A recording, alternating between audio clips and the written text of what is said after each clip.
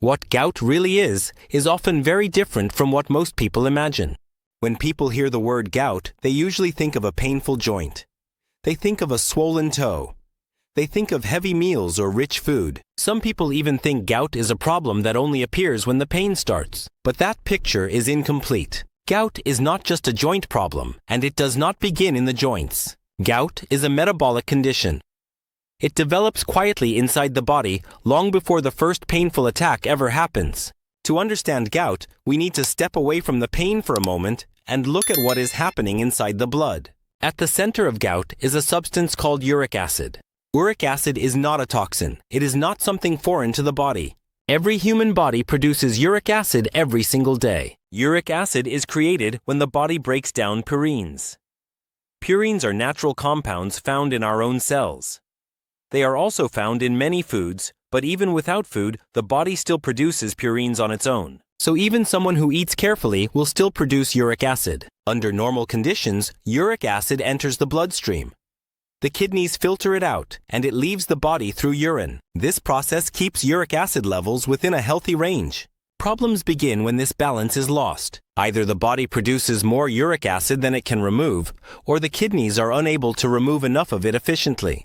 When that happens, uric acid begins to build up in the blood. This state is known as hyperuricemia, or high uric acid levels. At first, this buildup does not cause pain. There are no obvious warning signs. Many people feel completely normal at this stage. But inside the body, something important is already changing. When uric acid levels remain high over time, the substance can start to form tiny sharp crystals. These are called uric acid crystals. These crystals can circulate in the bloodstream. Eventually, they can settle in certain tissues. Joints are one of the most common places where these crystals collect. This is not random. Joints, especially in the feet, tend to be cooler than the rest of the body. Lower temperatures make it easier for uric acid to crystallize. That is one reason gout often affects the big toe. When uric acid crystals settle in a joint, they can remain there quietly for a long time. The body does not always react immediately. During this phase, a person may have high uric acid but no joint pain at all.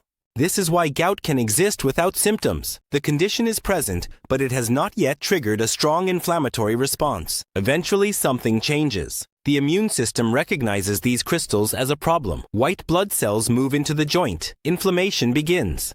This is when a gout attack happens. The pain is not caused directly by uric acid itself.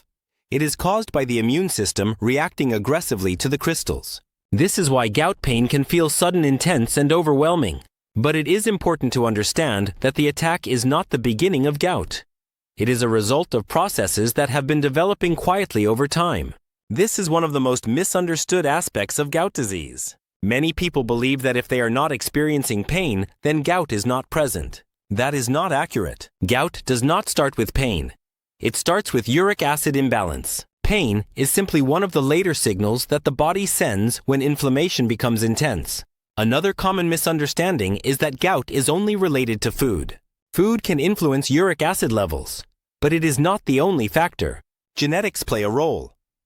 Kidney function plays a role. Hydration, metabolism, and overall health all influence how uric acid is handled by the body. This is why two people can eat the same foods and have very different uric acid levels. Gout is not a moral failure. It is not simply the result of poor choices.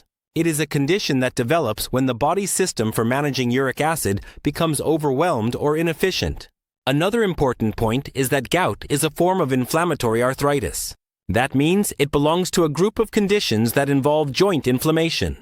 However, gout is different from many other types of arthritis. In conditions like osteoarthritis, joint damage occurs from wear and tear over time. In gout, the inflammation is driven by crystal deposition and immune response. This distinction matters because gout is not just a problem of joint structure. It is a problem of metabolism and chemistry inside the body. Understanding this difference helps explain why gout behaves the way it does. It also explains why gout attacks can appear suddenly, disappear, and then return later. Between attacks, many people feel normal, but the underlying process may still be active. This is why gout is often described as a chronic condition with acute flares. Chronic refers to the ongoing uric acid imbalance. Acute refers to the sudden painful attacks. When people only focus on the pain, they miss the larger picture. Gout is not defined by how much it hurts on a given day. It is defined by what is happening to uric acid levels over time. This is also why gout can progress even when attacks are infrequent. Without understanding this process, it is easy to underestimate the condition. Some people assume that once the pain fades, the problem is gone. But gout does not simply reset after an attack. Uric acid levels remain an important factor even when symptoms are quiet. That is why gout is considered a systemic condition, not just a localized joint issue. The joints show the most obvious symptoms, but the imbalance exists throughout the body. This understanding forms the foundation for everything else related to gout. Before talking about gout attacks, triggers, or complications, it is essential to understand this basic mechanism. Gout begins with uric acid. It develops through crystal formation, and it becomes visible when inflammation occurs. In the next video, the focus will shift more deeply into uric acid itself. What exactly is uric acid? Why does the body produce it? And why do uric acid levels rise in some people but not in others? Understanding uric acid is the next step in understanding gout. Because once you understand uric acid, the rest of gout begins to make sense.